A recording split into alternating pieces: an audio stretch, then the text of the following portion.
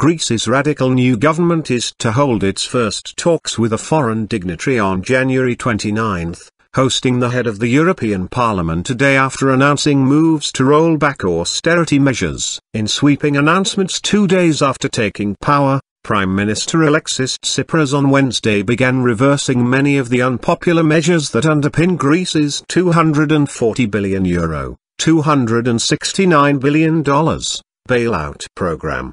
His National Salvation government said it was putting on hold plans to sell a majority stake in the ports of Piraeus and Thessaloniki, and would also halt the privatisation of the top electricity and petroleum companies. The announcements sent the Athens stock market diving by more than 9.0% on Wednesday, with major banks tumbling by a quarter. Chinese media warned Tsipras over halting the privatisation of the Piraeus port, for which China's COSCO group has bid, saying he was in a similar position to the Greek mythological figure of Phaeton, who was given the reins of the sun only to lose control and nearly destroy the earth. On Thursday, European Parliament head Martin Schulz will visit Athens to hold talks with its new leaders, followed by Jeroen Dijsselbloem, the president of the Eurogroup Club of Eurozone finance ministers. Ahead of the dignitaries' visits, the President of the European Commission reiterated that cancelling Greece's huge debt was not an option, urging Athens to respect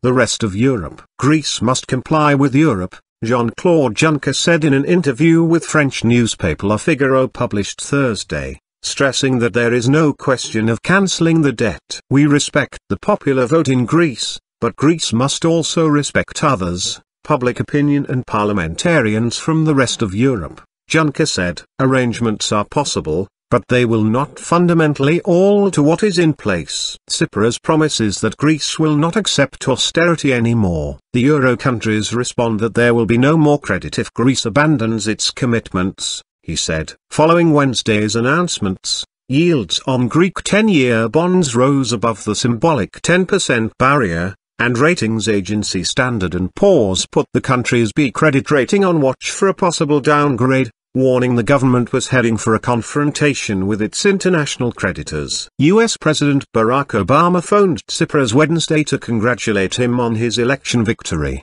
which puts Greece on a potential collision course with Washington, as well as its European neighbors.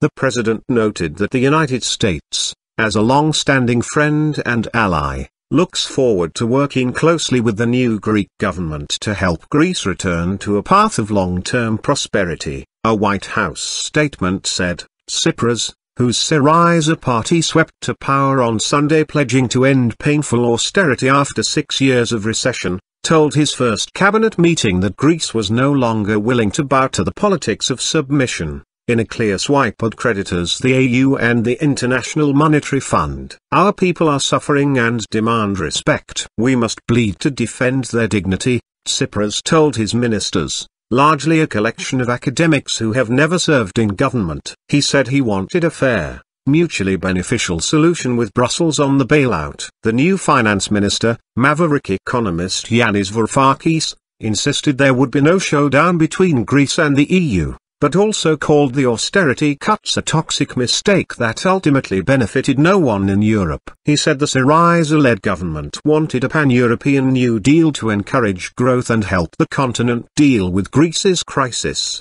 The ruling Syriza party has made frequent references to a New Deal, harking back to the stimulus program that pulled the United States out of the Great Depression in the 1930s. In another measure, newly appointed Labour Minister Panos Skaltis said the minimum monthly wage would be restored to €751. It had been cut to €589 in one of the key reforms demanded in exchange for the bailout. Following Wednesday's drubbing of banks on the stock market, Deputy Prime Minister Giannis Dragousakis said that any decision on the Greek banking sector would be taken in consultation with private shareholders. We are open to ideas and proposals from private shareholders, with the aim of strengthening the banks and more generally developing our economy, Dragousakis said at the end of an interdepartmental meeting with Tsipras. Germany, seen in Greece as taking the hardest line over its massive debts, said European solidarity worked both ways and reminded Athens that other EU nations had helped bail out the crisis-hit country. The new coalition must address an end-of-February deadline set by the EU for Greece to carry out more reforms in return for a €7 billion tranche of financial aid from the bloc and the IMF. Tsipras must decide soon whether to delay the deadline. Time is short. Outgoing Finance Minister Gikas Hardouvelis said Greece had quite acute financing needs in March and could not afford for negotiations to drag on until the summer.